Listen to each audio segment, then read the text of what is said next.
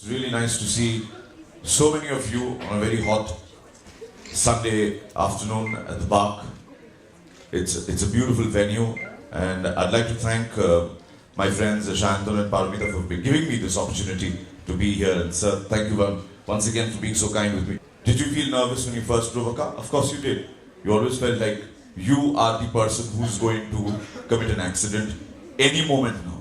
But you gradually overcame that fear. You got used to the steering, and your hand, feet, eye coordination became so smooth that you could be talking on Bluetooth to your loved ones while driving and still not missing the signal.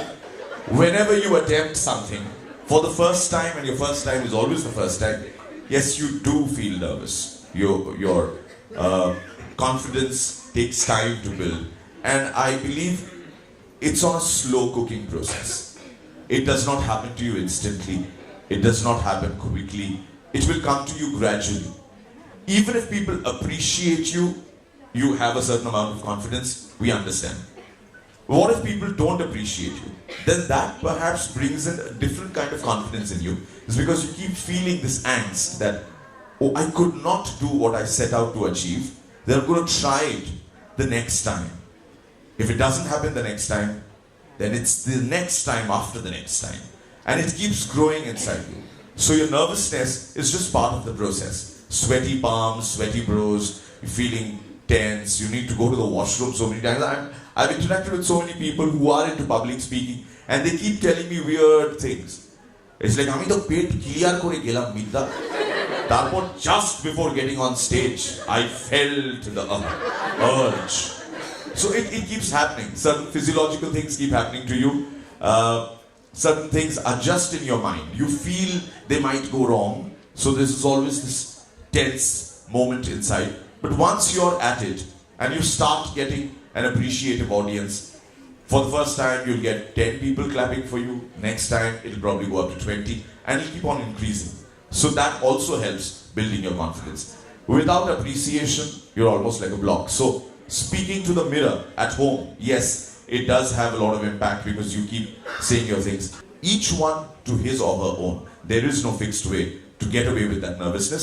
But yes, appreciation does work in a big way. It does help sweep away that nervous feeling. Thank you very much for the question, because this is a very, very important area which often remains untouched. We have people operating in various fields, but somewhere we find them missing the bridge. There is a gap, there is a certain gap. You need to bridge that.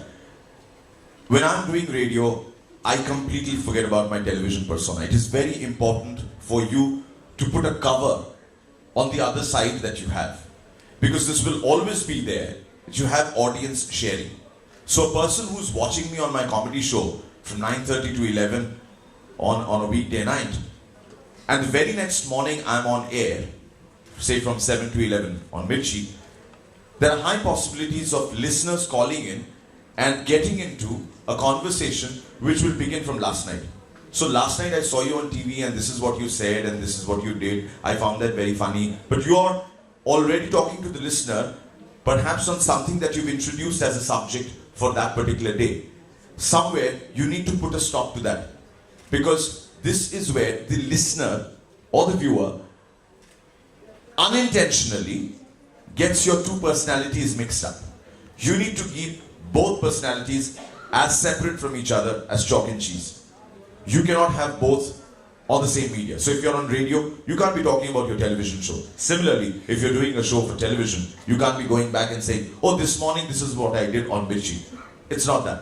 This is how you will consciously keep your two personalities different from each other.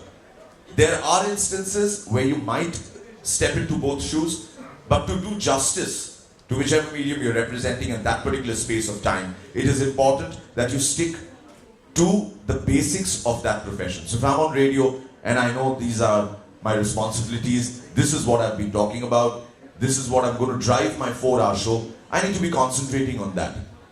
It is a very difficult switch on, switch off mode which develops with time, but you need to consciously keep trying and doing it every single day. Which is why it is very important that you make your choice very clear to yourself right at the beginning. That which is the path, which is the profession you want to choose, which is the one you do not go by what your friends and family are telling you. Okay, you're very good with this. You are a rock star. I think you're going to shine here.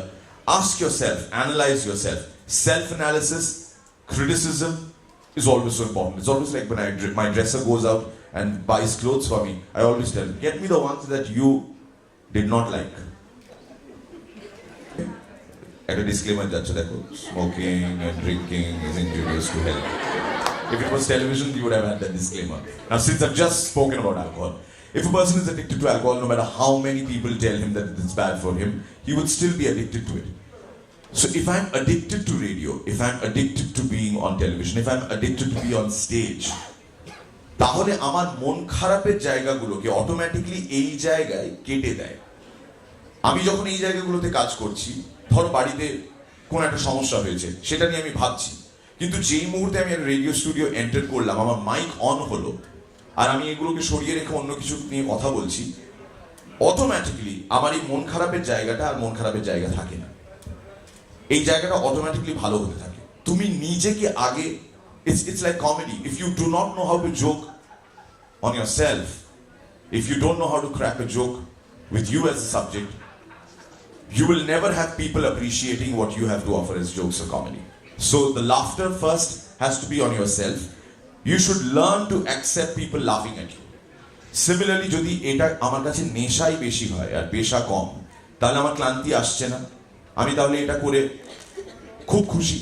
সুতরাং আমার মন খারাপের জায়গাটা খুব কম থাকে সেইখানে। যদি আমার মন খারাপ হয়েও থাকে, for radio, another very important thing which you guys just said, theater of the mind, বারবার এই কথাটা উনি বলছেন তো, never hide your emotions on radio. Even on film or on television, if you're feeling low, you'll do a little bit of makeup, you'll touch yourself up, you'll give that big fat smile, and you'll make yourself look very good. You probably will not be caught. But on radio, it's only your voice that you're communicating with. So if you're feeling bad, and if you're down mentally, you might be very down. Suppose you've lost a dear one. সেখানে তো একটা impossible situation, একটা লাগে সময়, সেটা 3 দিন লাগতে পারে, 1 সপ্তাহ লাগতে পারে, 1 মাসও লাগতে পারে, 1 বছরও লেগে যেতে পারে। You've lost someone very dear. In that case, I would suggest don't hide your emotions. If you can share your good times with your listeners, you can also share your bad times with your listeners.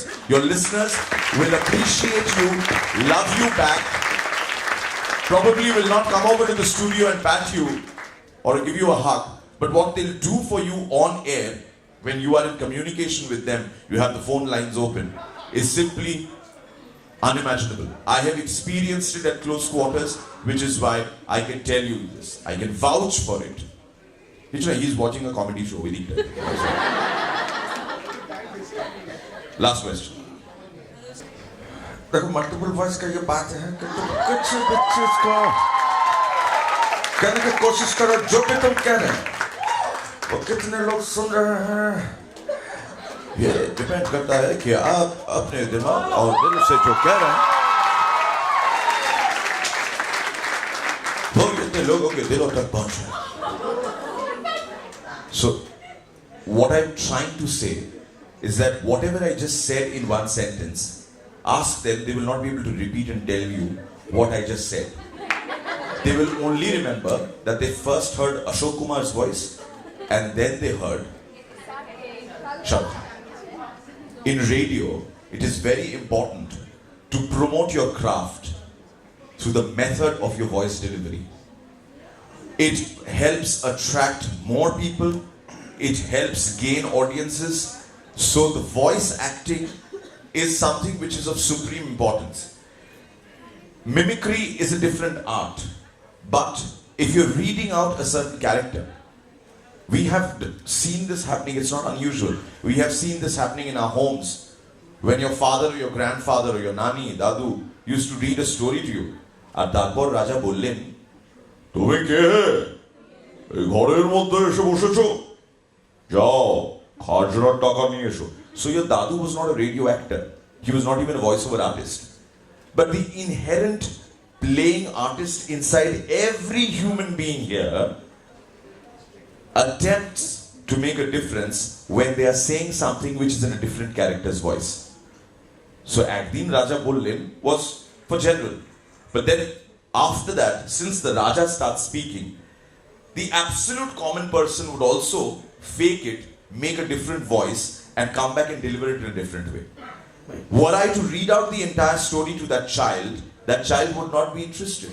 Imagine someone saying, তারপর ডাইনি হেসে উঠলো, হেসে বলল, কোথায় যাচ্ছিস? দাঁড়া, আমি তোর ঘাড় মোটকে খাবো. Would anyone be interested? What makes the difference? তারপর ডাইনি বলল, কোথায় যাচ্ছিস? দাঁড়া, ঘাড় মোট. So and so forth. You grab more attention, you get more attention from people, and as a listener, you almost stamp that sense of guarantee that come what may, even if it's an urgency to visit to the washroom, he will carry that story with him. That is the magic of radio. Because as what UKC was saying, you are left to your imagination. You can then conjure up images just by hearing that voice.